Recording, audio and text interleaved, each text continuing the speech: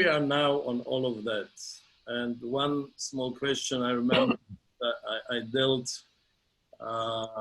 with a small example on the nanotechnology. I dealt with you on a very maybe secretive issue called in Hebrew Pnei Chochma, perils of wisdom. Maybe you can tell us what happened to this venture which you started. Please go ahead. Okay, so let me start by saying that besides being a startup nation, Israel is the first country that was actually built by innovation from the very beginning. And innovation was a necessity. We started the first phase that I can recall in our short history as a state, started really with Herzl, who wanted to create the Jewish state, what is called now Israel. And in his books, he wrote about how this state should be brought up. When you think about it, in this phase, innovation was really about culture, and it was really about the society, what kind of a nation we want to be. And there's a lot of innovation in that phase, because we invented many great things like kibbutzim, like the first Zionistic Congress, like the HMO, the Kupat Cholim, the health management organization, and the revival of the Hebrew language. All that was before we really created the state. The second phase, which was driven by necessity, is actually the stage of settling down in Israel. We settled down thanks to our ability to innovate in agriculture, in water and energy. We had no water, so we invented desalination of water. We had not enough water, so we invented drip irrigation. Right after that, we continued to innovate for our defense. Because our country is so small and we cannot protect it, we actually created a wall to defend us that is made by innovation. We started with nuclear technologies. We reached to the sky, to the space. We created cybersecurity, and today Israel is a military power. But it was not enough, so we continued our journey into the economy, and we created an economy which is based on science and technology. Nobody comes to Israel because we are a tiny little country, maybe besides Matthew that is building here a big business. But everyone wants to be in Israel because of its innovation. So our innovation journey has been defined by necessity. But now that we are strong militarily, now that our economy is strong, there's a new thing that drives innovation forward. And that new thing, we call it purpose, we call it value, which is basically the Jewish values. We want to make the world better. We want to do a tikkun olam. So necessities is pushing us in the back to advance technologically, but values are attracting us to make an extra effort to repair the world. Along this journey, advanced technology has always been extremely important. And my father was an architect of many of those phases in our development. He was the one that endorsed the introduction of Dimona, building the nuclear technologies. But he was also looking far ahead into nanotechnology and brain research and other new technologies. Let me share with you one example. Why is it so important? When we look at what happened in this pandemic, we basically saw that once the world is attacked by a virus or a global threat, all of us are hurt at the same time across the world. We may suffer a little bit differently, but the way to deal with this global threat is only if we work together. We can work together only with the help of technology. Now think about nanotechnology and think about how the world is changing over the years. Our industry actually worked very hard in order to build factories around the world, get material into those factories, build products, and then spend a lot of money to make sure that these products achieve every house around the world. A lot of money has been spent on manufacturing and distribution. Now, a new technology arrived to the world. It is called 3D printing or three-dimensional printing, where you buy a printer and you put it wherever you want, at work or at home, and you start producing products for yourself as needed. You no longer need the infrastructure of manufacturing and distribution. You can print everything at home. So think of a table, for example. If you want to build a table today, you go to the woods, you cut a tree, and then you process it, you build a table, and then you distribute it, you send it with trucks and ships all over the world. Now think about nanotechnology. What is the idea of nanotechnology? The idea is very simple. Think about how a tree grows. You take a seed, you put a little bit of water, a little bit of energy from the sun, and some ingredients, and using DNA, or using a DNA as a software program, you actually grow a tree to a certain height, with a certain color, with a certain strength. Now imagine that in the future, 3D printing or three-dimensional printing will be switched into nanotechnology. We will have a seed and we will have a DNA program, and we will be able to build the table just like we grow a tree, or just like a human being is being born and grown up. We will tell the DNA what size of a table we want, what will be its height, its colors, and all the features.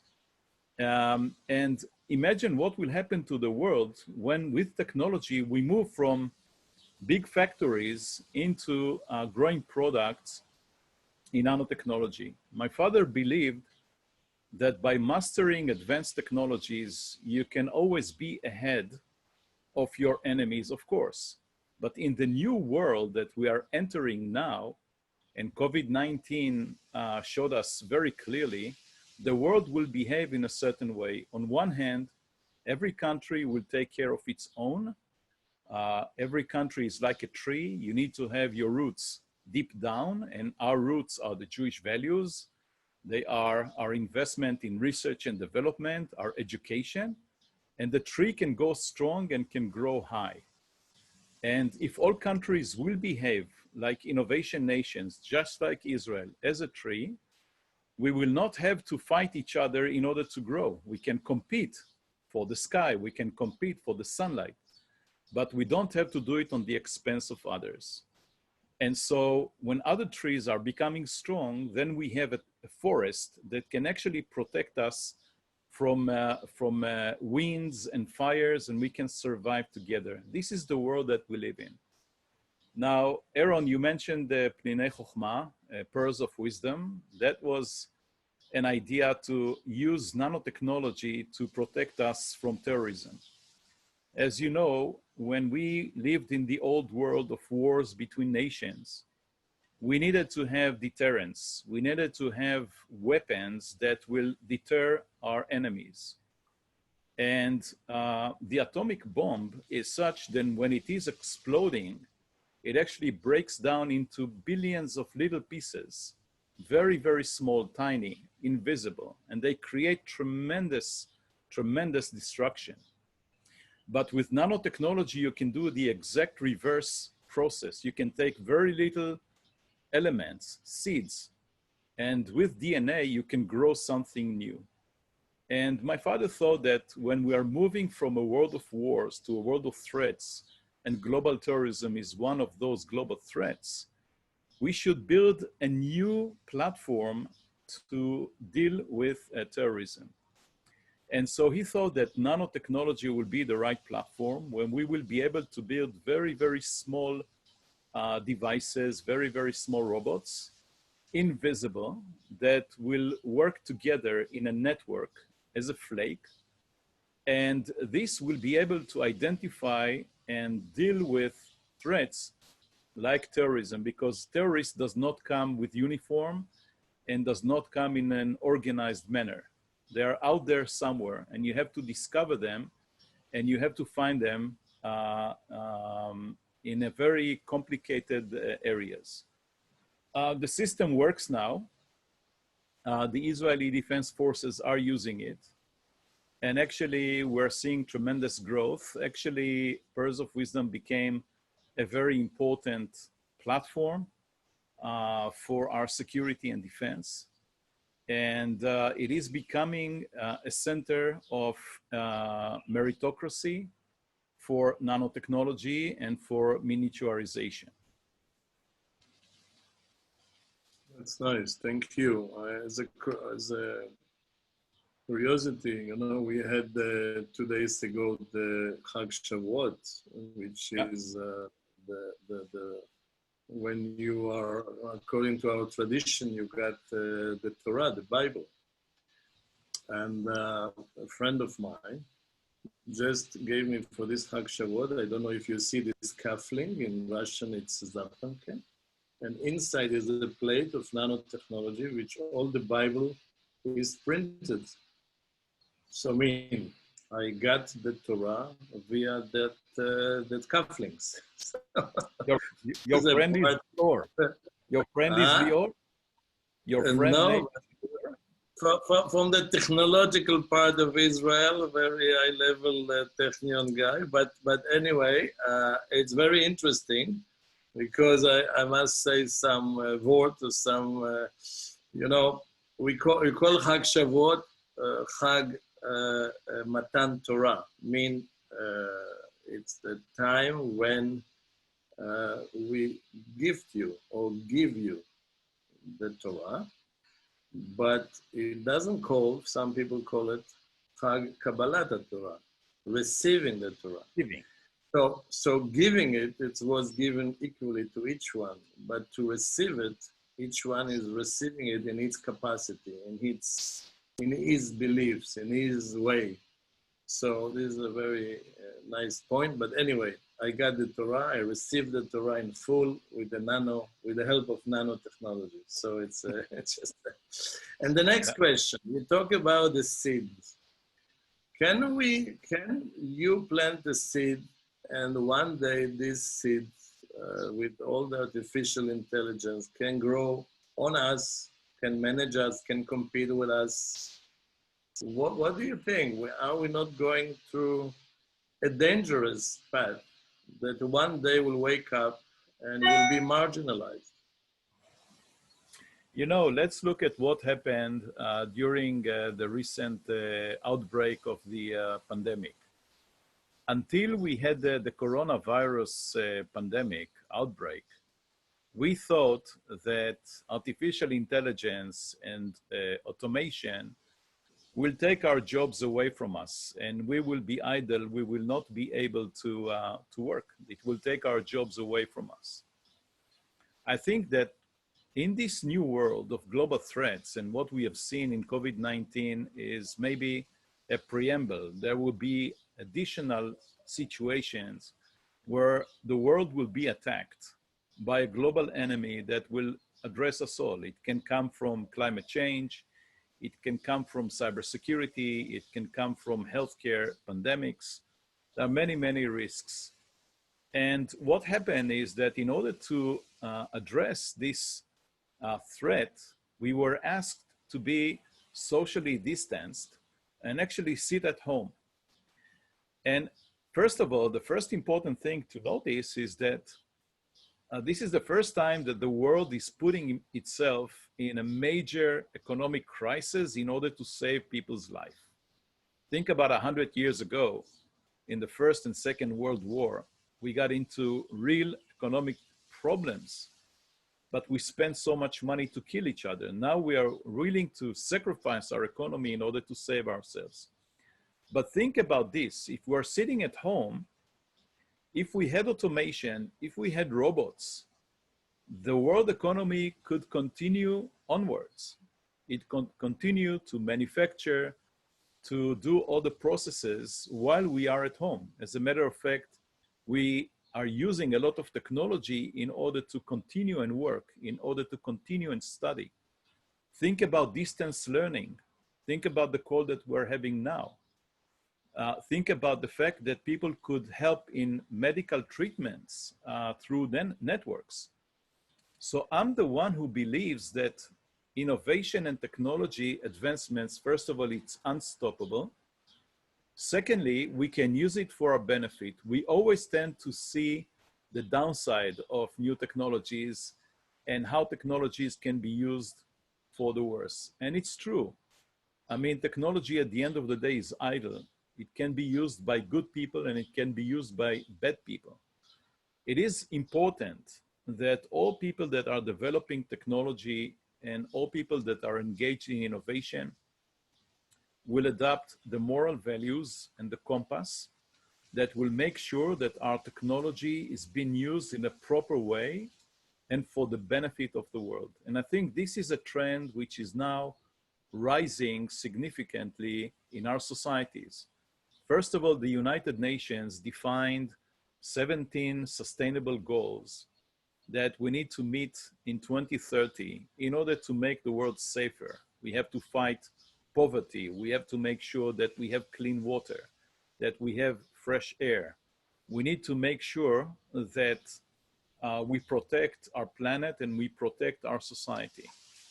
And companies and entrepreneurs and innovators need to adopt certain values in order to make sure that what we develop will be used in order to create a global positive human impact. There is always a risk that things will go out of control. There is always a risk that people will use it for the worse. But I think that once we will get to that point, I think the world stopped. Look what happened in the Second World War. America used atomic bombs twice on Japan. And I think that the fact we arrived to a point where we said wars are putting the world at risk. We actually started to depart from a world of wars and started to enter a world of collaboration. And see, still we have conflicts between nations. Not everything is clear. My father said we are living this age maybe too slowly. But we are entering a new age of global threats, and we will fight those global threats with technology. But once we will get to a point where we will feel that things are going, potentially may go out of control, I trust the human nature that we will be able to stop and implement a new methodology, a new technique to make sure that technology cannot be used against us. So I'm thinking positively, I'm optimist, and I believe that as we advance further, those regulations, those rules, those moral values need to be associated with advancements. We need to make sure that we don't reach a point of no return. Great, thank you. We start with questions from the public. I have a question from Russia. Gennady Dubov is asking, how do you test a business idea for viability? And what, I will add, what should be in the idea that it will make it a success story in the high-tech or startup sphere? After this question, I will ask Matthew Bronfman, our chairman, to come on board and talk and have a question to you. So let's start with this question of Gennady Dubov from Russia. He also wanted to say hello to Chemi, if it's possible. Chemi, if it's okay with you. Yes, of course. Mm-hmm. Of course. Go ahead. Геннадий. Yeah. Да, Геннадий, здравствуйте. Hello. Да, добрый день. Говорите, Геннадий, пожалуйста. Да, добрый день, господин Перес. Я хотел поблагодарить вас за... Unmute. Can you unmute? I can hear him.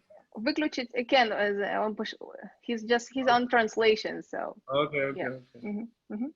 Yeah. Да. Можно говорить, да? Да, говорите, пожалуйста. Да, спасибо за презентацию интересную. Я хотел задать вопрос Как вы проверяете идею на жизнеспособность? Какую вы выбираете, какую отвергаете? Почему? Спасибо. I did not hear the translation, so.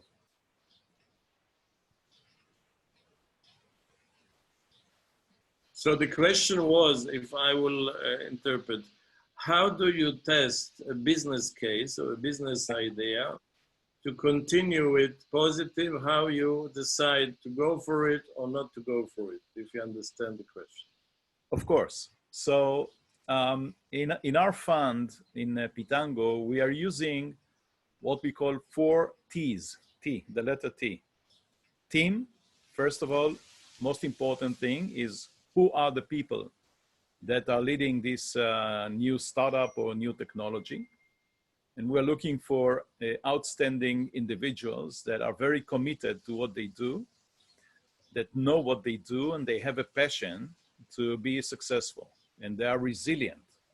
They can adapt to a change. They can navigate through the troubled business world that is constantly changing. The second T is theme. We ask, what is the market that you are approaching? Is it big enough? Are there companies that potentially will buy this company you started? Can you go public in the stock markets and liquidate your assets due to the fact that you have room to grow and to become a significant company? We want you to be building a big business, not a small one. It cannot be a local business. It has to be global. And usually we want a company to have a barrier to entry that is usually achieved by the complexity of the technology. The third parameter, the third T, is technology. We want to see that you have a breakthrough technology, a technology that is not easy to duplicate or not easy to develop, and that it is a technology that can be protected with intellectual property, that your technology is not stepping on other prior inventions, and that that technology is primarily in the areas of software and artificial intelligence. It is less based on capital equipment, on hardware, big machines, but rather something that has margins of profit when it grows.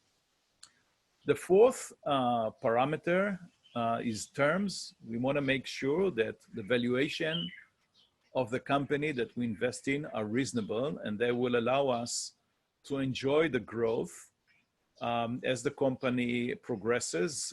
Usually we will have to invest in this company more than once, because companies, when they grow, they tend to invest a lot of money and invest it quite fast in order to achieve the momentum and be ahead of the competition.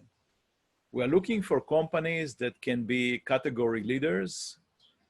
We don't want to invest in companies that are doing similar things that others do. We want them to be unique. Because if you are not unique, you have to spend a lot of money and time in order to differentiate yourself from the others. We don't know what will be successful. Sometimes when we see a company in a very early stage, we elect not to invest, but to wait and see, especially in such cases where we see a number of companies doing the same thing, and it is very hard to predict which one will emerge as the winner. So in those cases, we will wait for a later stage. But I can summarize it and say that the most important thing is that the people you work with, if they are exceptional, if they are honest, if they are transparent and committed, if they have a mission, and they are ready to put everything they have in order to make it successful, that would be probably taking more than 80% of the decision. 10% is the other parameters. The rest of 90%, because all that sums up into 10% of the chances to succeed, is actually luck. You have to be in the right time, in the right market, with the right product market fit, with the right environment, so you can enjoy tremendous growth. Through COVID-19, some companies really enjoyed significant growth. Take, for example, the company we're using now, Zoom. They experienced tremendous demand, tremendous growth, and I think it will continue. So the Zoom really is now a perfect storm. The company is now worth more than all the airlines, the seven big airlines in the world. So I would say people and a lot of luck. And of course, you have to take a risk. Thank you. I would like now from New York to invite our chairman of eLimmud, Matthew Bronfman, please. Thank you, Aaron. Hello, Chemi. Great to see you, as always.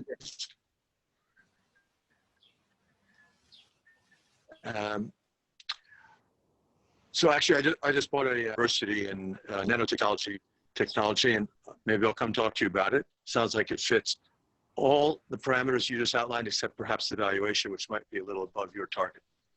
But my question is, I read an article this morning that said that something like 65% of the Israeli startups with under 10 people have a very high probability of going bankrupt because of what's happened with COVID-19 and the lack of funding that may be available over the next 6 months.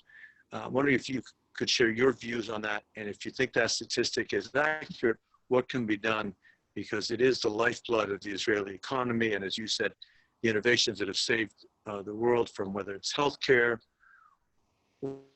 or any other parameter. Israeli technology is so important, artificial intelligence, Mobileye, et cetera, So we don't want to lose that innovation because of a lack of funds due to COVID-19. So what are your thoughts on that, and what can be done about it? And it's great to see you, as I said. Great to see you too, Matthew. Thank you for the question.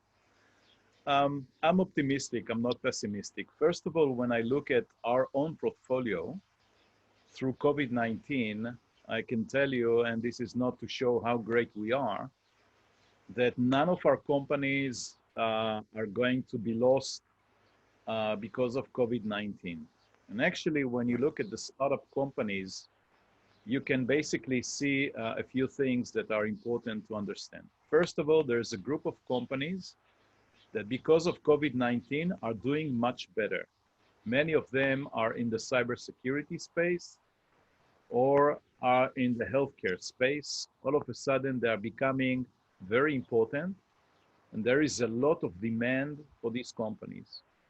Every company that is dealing with data, analytics, data predictions, big data, actually enjoys significant demand for their services and products. So that's one group of companies. And I would say that basically you can look at the impact between a company that will be completely failed to a company that will do 10x better than it did before coronavirus. So that's a very strong group of companies. The other companies, I would divide them into 3 categories. There are those that are at growth, that raised significant amounts of money. And these companies are navigating through the crisis. They are adjusting their expense rate. They are taking care of their sales. And basically, this is the time to be very close to your customers, because once the crisis is over, your customers will not forget the fact that you've been very close and very sympathetic to them. So it's time to invest in your customers. These companies are financed well below 2021. And so we believe that they will be able to sustain and continue to grow and continue to conduct their businesses. There are small companies which are actually just started.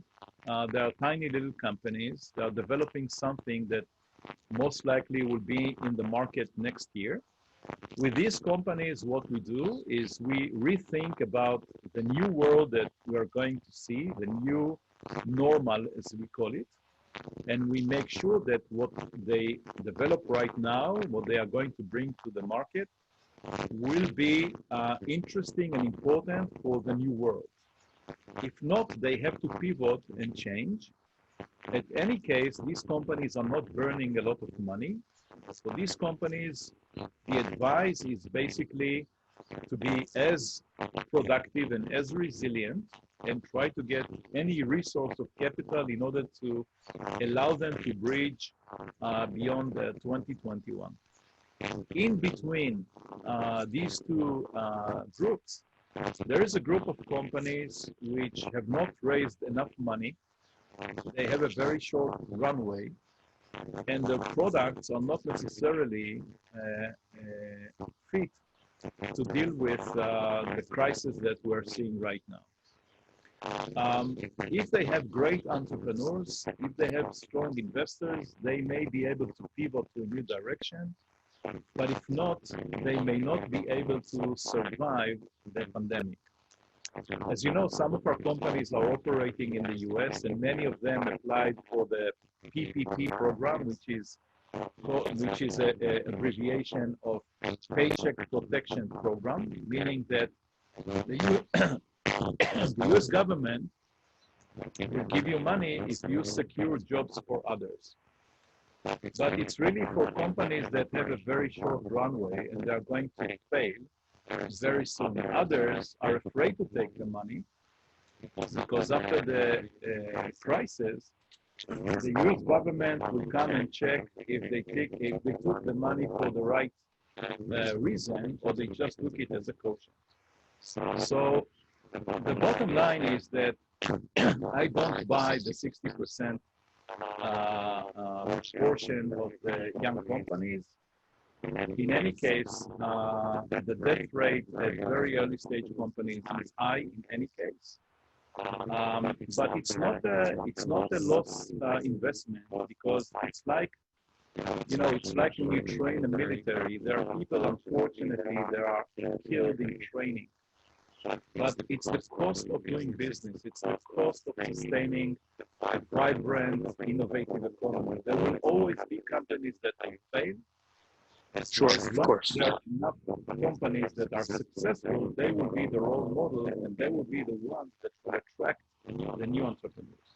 So Chemi, I'm so sorry, but we hear you in double. Maybe it's a problem with your second phone. So if you can just put it on mute. No, I don't. My second phone is turned off. Because we hear you with an echo. You want me to call again? No, it's good. It's good? I'll mute. But thank you, Chemi, for taking the hour to be with us. We really appreciate it. Thank you, Matthew. Yes, thank you, Matthew. Thank you very much from New York. And we have another question from Gennady Zuckerman. Shalom, Chemi. How do you recommend raising and training children to be able to create high-tech startups in the future? Yes, Aaron, and we have Gennady here with us already. Okay. If you want. So please. Yes. So that is a very good and a very important question. The reason is that our world is changing very, very fast. And as a matter of fact, the rate of change is... Chemi, I'm so sorry, but it seems that we have some troubles, maybe because of the wind, because we can barely hear you. You want me to reconnect? Or maybe I'll try to use my headset. Maybe it will help. 1 second. Maybe from your phone will be better. Yeah. try to go from my phone. So let me try to go from the phone. Okay. Sure. Okay. I'll disconnect and go.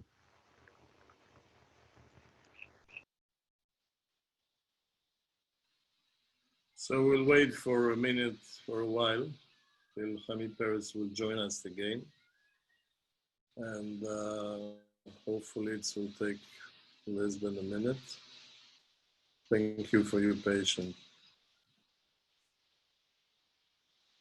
Any other questions that you can post on the chat will be good. We'll ask and read each one of them.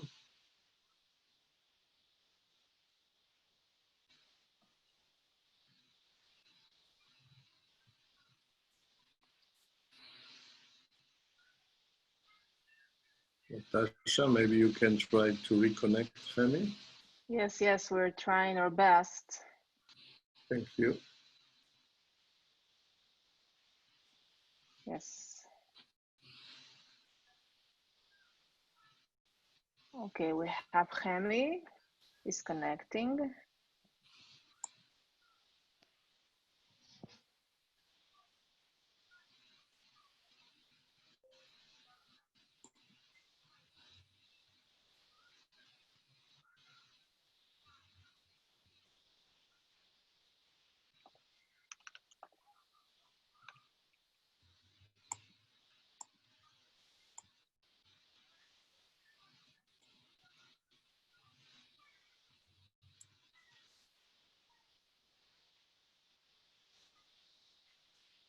So everyone, we're already receiving a lot of questions. So when you write your question, please also state your name, your full name, and where you are from.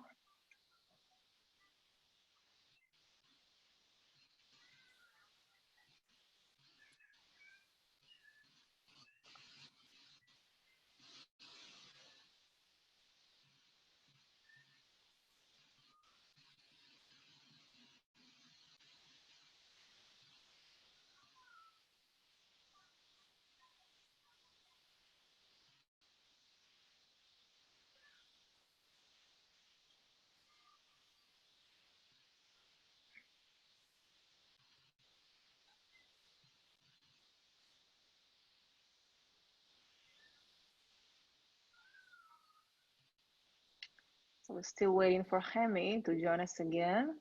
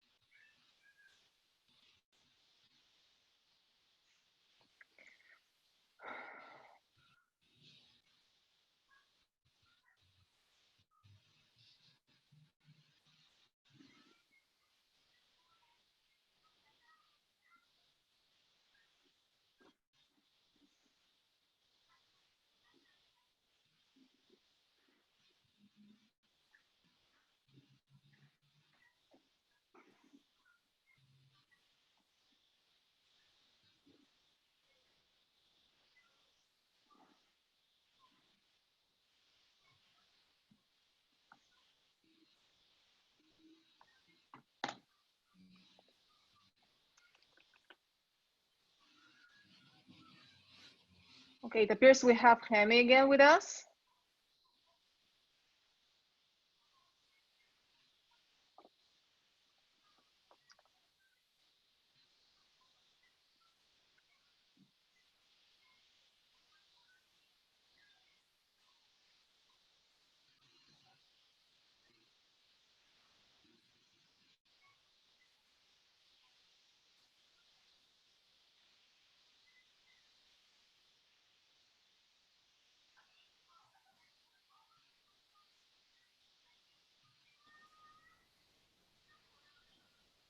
Hello? Yes, we hear you. Can you hear me?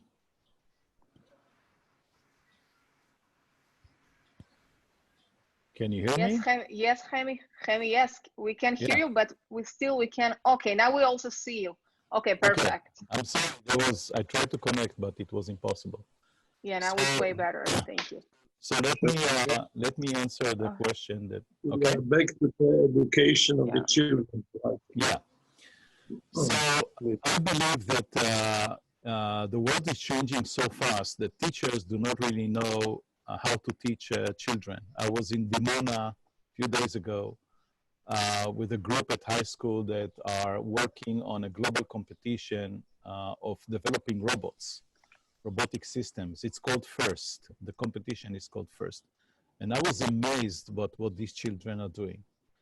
I think what we need to do is we need to inspire the young generation.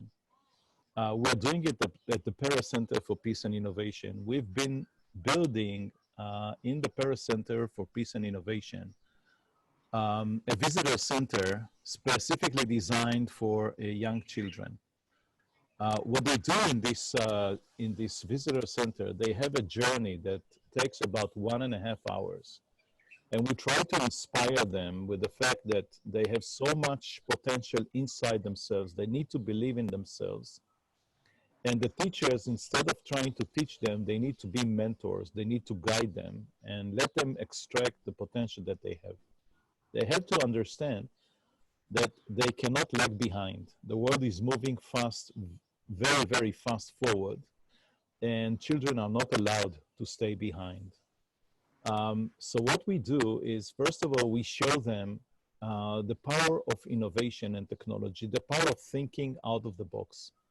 I think that what happened in COVID-19, a lot of people had to become innovators and entrepreneurs and find out how to work with technology, because otherwise they would not survive. I think technology got a boost of a decade forward with the fact that we already started to learn at schools from a distance, something that was designed to take place only a few years ahead of us. And people discovered that if they are not innovators, if they are not entrepreneurs, if they don't rethink their business, they will not be able to survive. And so what I would do is few things. I would first show them the power of innovation, what people can do with innovation, how they can impact the world.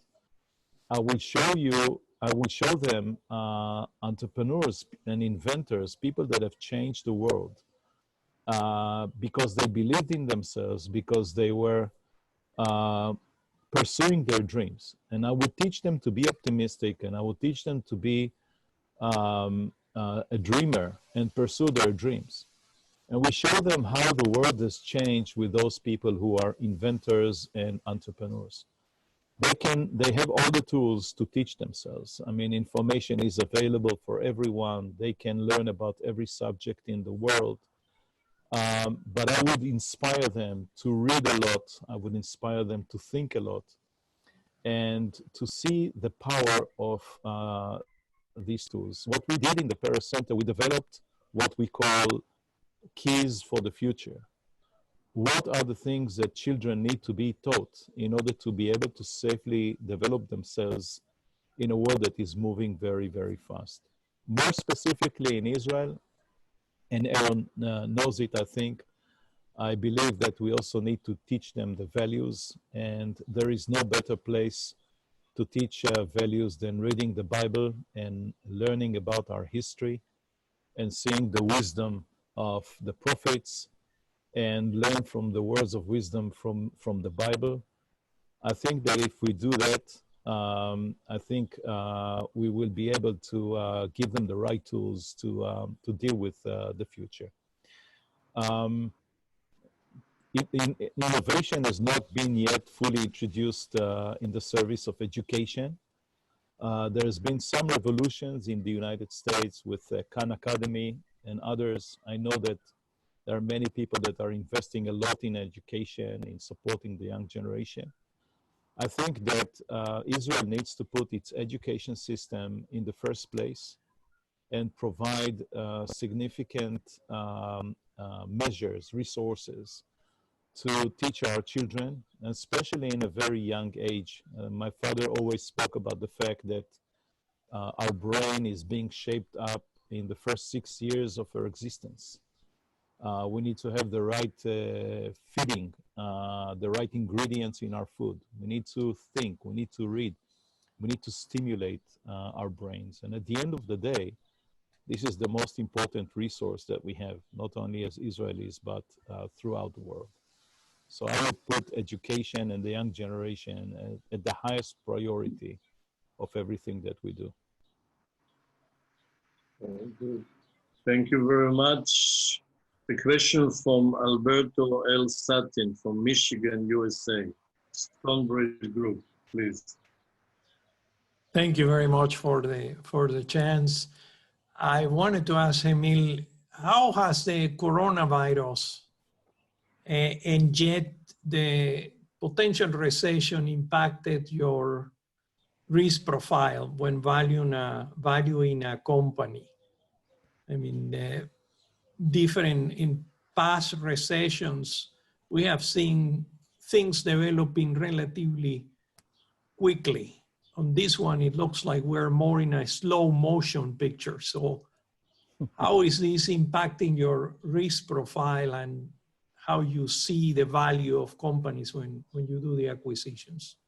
It's a very good question. Thank you for that. I can tell you this, Israel has been through many wars through its history and a lot of military operations and terror attacks. There was not a single day where an Israeli company was unable to complete its mission or to deliver a product to the market. We provided 100% resiliency throughout the years. COVID-19 proved us that at the end of the day, we are very vulnerable. And businesses that cannot survive 2, 3, 4 months of shutdown or a social distance have no right to exist in my view. Either they should be owned by the government and the government will make sure that they continue to function. For example, take an airline. If an airline cannot sustain a shutdown for 3 months, that airline has no right, in my view, to exist unless, of course, they come up with a new business model and they are adjusting themselves. For example, some of the airlines decided to move into logistics only and not flying people, but flying goods, because world trade will continue even at times of global crisis. So one more thing added as a parameter to my thinking about businesses, and that is the productivity and resilience that a company has. And I had to ask myself, what will happen at the time of COVID-19? Will the company survive or not? And what I discovered is basically that every business needs to have 2 legs, 2 components. One is in the physical world, the other one is in the digital world. And you cannot rely only on the physical world, on the physical side of it, because we are entering a new age of global threats that may cause suspension of ordinary course of business in a way that is very destructive. And so you need to have a digital component. If you don't have a digital component, then you might face a situation where a global crisis will crash you completely. That is something that I take into consideration when I look at companies, and I ask myself, will this company survive a plague, a global pandemic, or will it not be able to survive it? I must admit that nobody thought about this scenario before. There would be new scenarios that we didn't think of. But for me, one way to hedge is to divide your business into physical and global and digital. And secondly, I'd like to see a business model that is not a single business model, but actually a more diversified business model. So if I don't take, for example, a restaurant, so on one hand, people will come to me to dine. That is, I would put it in the physical world. But also I can turn myself into a food producer and send food to people. That has to engage with the digital world. So we need to think about our business models as diversified ones, and at least they need to have at least a digital component. Thank you. Thank you, Mr. Satin. Now I will invite Chaim Chesler, the founder of E-Limmud FSU and great dynamo behind E-Limmud. Please, Chaim. Chemi, I would like now to go to a different direction, more a personal note, rather innovation. First of all, you chair now the Shimon Peres Museum for Innovation and Peace. In E-Limmud FSU, we took the initiative, Matthew Hoffman, Aaron Frenkel, Sandra Kahn, and also your sister, Tvia Valdan, and her husband. We opened a Shimon Peres Museum in Vishneva, where he was born, and where in the house is, and this is the Shimon Peres Museum for Jewish Roots.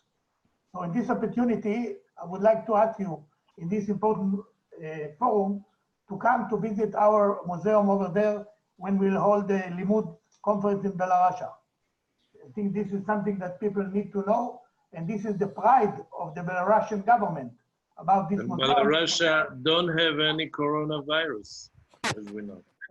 Furthermore, speaking about your roots of the family, Vishneva is about 15 kilometers away from Volozhin Yeshiva, and the father of Shimon Peres, the grandfather, sorry, of Shimon Peres studied there in Volozhin Yeshiva, together with the grandfather of Bibi Netanyahu, and many others. So this is really an historical place, and this is an official invitation you to come to visit us. My second question, which usually people like to ask you, but they are either afraid or shy, and I am neither afraid nor shy. Many people in Israel think that your proper place is not just to chair the Museum of Shimon Peres for Innovation and to do all other great venture. People want you to run for Israeli leadership, to enter the Israel political life. You're known as the man of honesty, and also you have an advantage, you're not a general. So maybe you can relate to it if you have any intention in the future to take upon yourself this important task. No, so first of all, for the first portion of your question, I'll be delighted to come over. And it is something that I've been dreaming about, seeing my ancestors' birthplace and see the roots, because my father was very important in my life and was a great mentor and source of inspiration. Secondly, I want to make sure that people understand that what we are doing is not a museum. A museum usually talks about the past, but the legacy of my father is actually a legacy of the future. Few things my father said about it, which made us think that a legacy that looks into the future is more resilience and can actually grow over time. First, he said that what happened in the past cannot be changed, and the future is in our hands to shape. So we focus on shaping a better future. The second thing he said, that people tend to remember more than think. And so we endorse the young generation to think. Of course, they have to remember, because we should not forget our roots, but we also must think ahead. We must plan ahead. We must take responsibilities. With regards to the political system, I'm always interested in contributing to my people, to strengthening our country. And I think that there is a lot of work we have to do in the next 30 years. We'll have to build Israel again, because we're going to double up our population. We'll need to invest in infrastructure. We need to build better educational system. We need to build better healthcare systems. We need to bring people together. And this is why the Peres Center for Peace and Innovation decided not to be a political platform, but rather to be a platform for the future. We say that while people are divided around the subjects that involve right wing and left wing, we need to make sure that we measure things by forward against backwards. we need to make sure that Israel is moving forward. And I'm always saying that Israel is like a train that has two rails which are parallel. One is democracy, the other one is Jewish. We need to make sure that these two rails are straight, they are moving together, and if they will be in place in parallel, not one crossing the other, then I think our train can accelerate to new destinations and cross new horizons and achieve greatness like we never saw before. And of course, if they will be twisted, then the train will most likely fall over and roll over, and it will be the end. I'm very, very optimistic, and I think there are many ways to contribute to our country. I think that by investing and growing new generation of entrepreneurs and investors in technologies is crucial for the security of Israel and for the future of Israel. I also think that we need to introduce values, and this is exactly what we do with our funds now. We make sure that companies we invest in are also doing good, and they measure what they do, not just saying that they are doing good, but really demonstrate it in action. And I think that also we need to work internally with the Israeli society to bring it together. I'm saying that Israel gave up on two things that are precious to our people. They gave up on the ability to achieve peace with our neighbors, and in many ways they gave up on the Bible because of political dispute.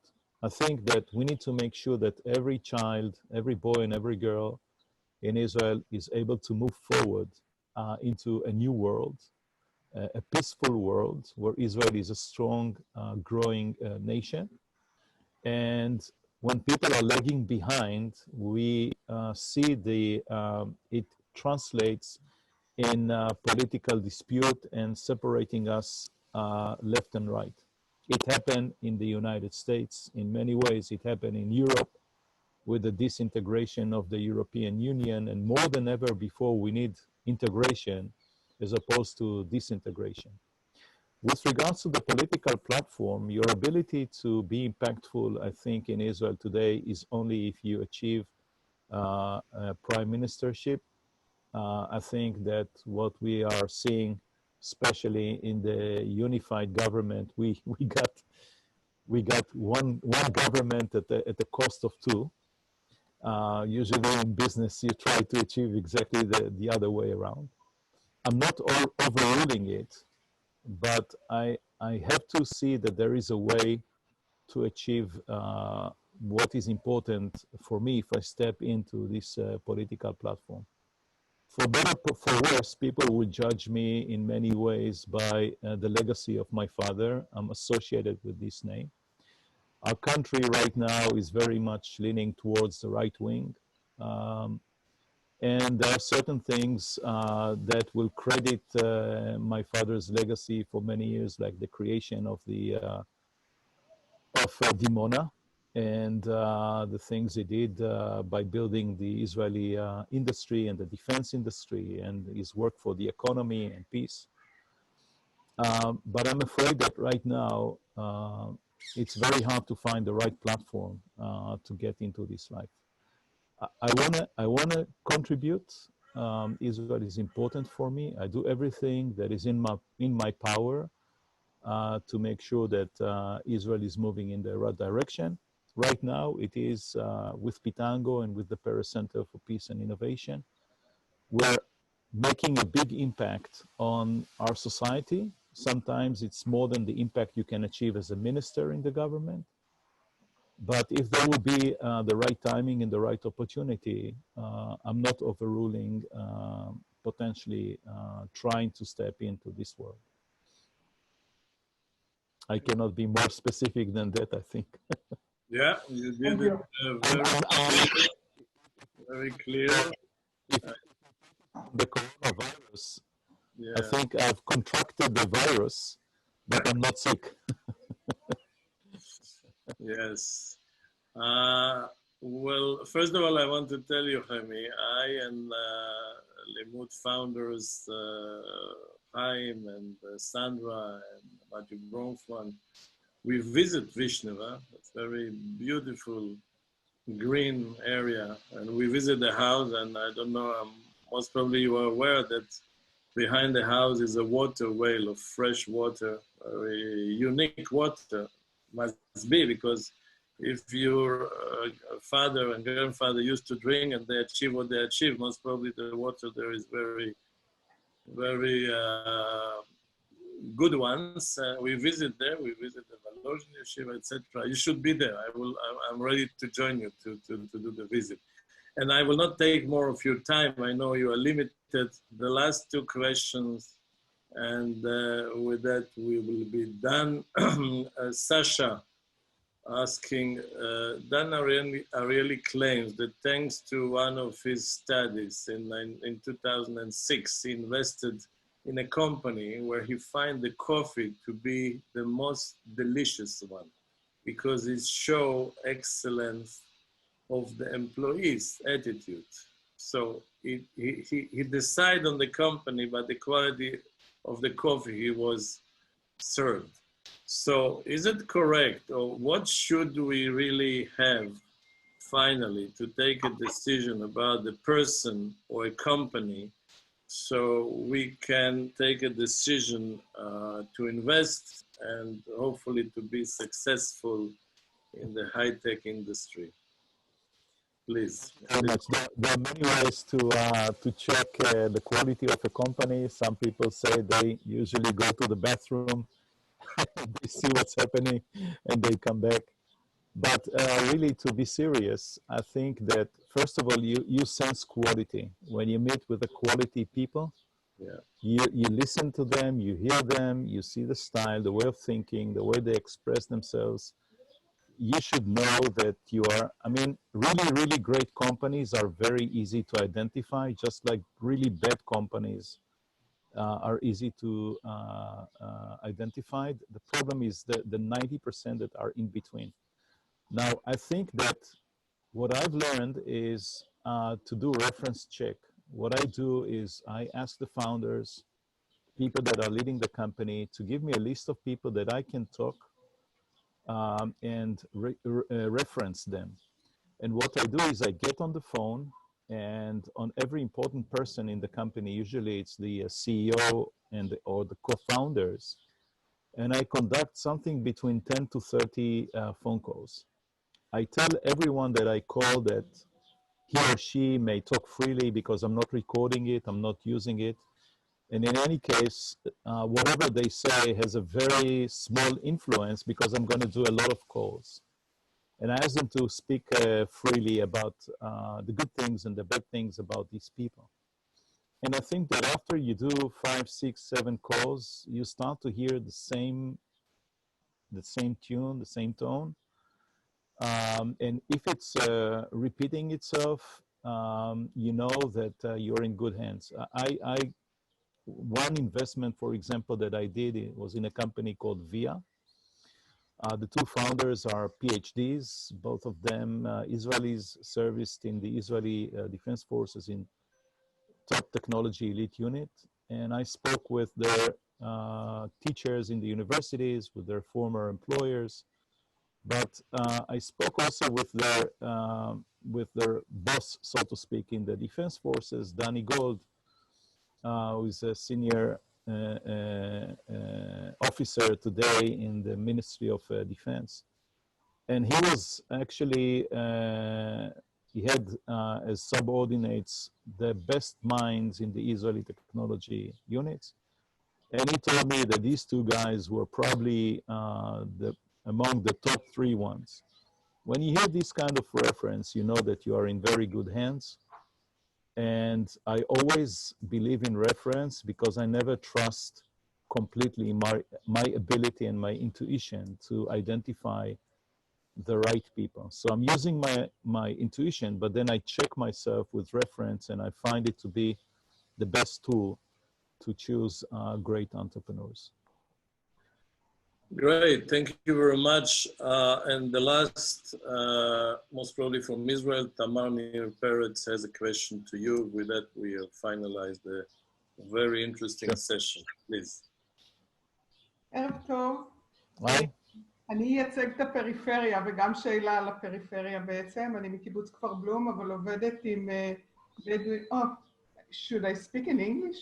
Yes, yes, if you can. Yes, in English. Okay, no problem. I'm working with Bedouins and Jews and ultra-Orthodox in schools and in welfare departments, and they don't have any access to all this innovation. Their dreams is to be a truck drivers or to go to social security, and I feel that this discussion is a bit in a bubble. Because there is so many minorities in Israel that don't have any access. And I think how we can open an access to that, or how can we contribute the knowledge in a high tech to really gapping the differences and the diversity and the ability to be able to use that, because in the Bedouins, for example, they don't have any infrastructure to internet. Okay, in the schools, they don't, it falls all the time. Sometimes they won't have even electricity. And I'm just thinking, how can it be a startup nation if it doesn't help the society? How can it, I mean, I feel that it's a bit on a shaking kind of roots. Question is clear, please. Yeah, the question is clear, and you're right that not everyone has the right opportunity, and I think this is one of the most important things in every democratic society, to give every child an equal opportunity to be successful. What we try to do at the Peres Center for Peace and Innovation, we really try to bring people from not only geographic peripheries, but also from social peripheries like ultra-Orthodox and Arabs, and bring them to the center and expose them to what Israel is doing. And I've seen, you know, we launched it at the end of 2018, and 2019 was the first full year that the center, it's not exactly a full year, it started in February, 10 months of operation. And we had 75,000 visitors, and we were hoping to have in 2020 over 100,000 people. When people get there, when they see what Israel has done, when they see the greatest innovations that are coming from Israel, and when they come and see the holograms of the individuals that we placed, some of them, we have Bedouins, we have Arabs, we have men, women, old, young, we have inventors, innovators, social entrepreneurs. We really have a very broad representation of the Israeli society. We hope that they will be inspired and they will look for ways to connect. One of the things we want really is to connect the periphery to the center. And myself, I'm traveling around, and as I said, last week I was in Yerucham and I was in Dimona, and I was amazed to see how high-tech entrepreneurs that made it choose to go to those places and teach young kids at school and build accelerators and incubators. It's not enough, but I think this is something that governments need to put in mind. One beautiful program in the military is called Atidim. I'm sure you heard about it. But the technology, the elite technology units in Israel discovered that they don't have enough human resources to choose from the best of the best. So they actually go to the peripheries and they identify bright young people. And they start working with them while they're still at high school. They identify them and they target them to join technology elite units, and they provide them with education, accelerated education program, and they place them on these units. We need to do more than we do right now. And when I said put education as your top priority, one of the missions is actually to connect the periphery. I was in Dimona last week.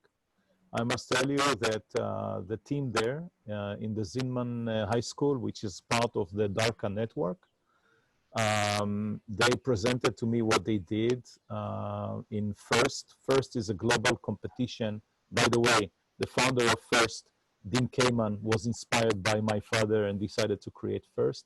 It's a global competition. Schools from all over the world get an assignment. Within 7.5 weeks, they have to design a robot that will fulfill a certain set of missions. And they won #1. They took #1 place in the global competition. And I saw bright kids, and the mayor was there, and I was full of hope that nothing will stop the brightest, and those that have ambitions, they will reach out, and we will do everything in our power to connect them to the right people and to give them the opportunity. Good, thank you very much. I would like to, Chemi Peres, to thank you for your precious time. I know that these 3 days you start a big conference internationally as a continuation of the famous presidential conference, and I appreciate very much you took out from your time and devote to our audience, to our participants. I would like also very much to thank our leaders in Limmud, Chaim Chesler, the founder, Sandra and Stuart Kahn, Matthew Bronfman, and to the organizer, Natasha Chechik. I will give the last word for Chaim Chesler to say a word in short. And again, thank you to all of you. It was a very interesting hour and more to hear you, and at least people become more knowledgeable, and at least a visit to Vishneva, we will do it. So it's a promise, and we hear some interesting also that you didn't close the opportunity that you will join the leadership of our country, of Israel. It's good news for us. And thank you again. And Chaim, please join us for a minute. Just to sum up, what are the forthcoming events? The coming Wednesday, we're going to have a big Zoom meeting, which will host by Matthew Bronfman. We'll have Malcolm Online, the president of the President's Conference of the United States. Nowadays, everybody wants to hear what's happening in America, not just about the jury, but everywhere. America is upside down. A lot of action going on. So we'll have an interesting meeting with Malcolm Online. And next week, Sunday from now, Aaron Frenkel will host the chairman of the Jewish Agency, Isaac Herzog. And hopefully, every week we have 2 events with the top people that our donors and our volunteers around the world will be able to join us in this very difficult time, that our activity doesn't stop. On the contrary, we're going harder and greater. Thank you very much, and see you next week. Thank you. Thank you, and all the best to everybody. Thank you very much. Bye-bye.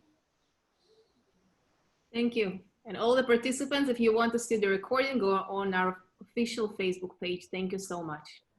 Thank you. Bye-bye. Bye.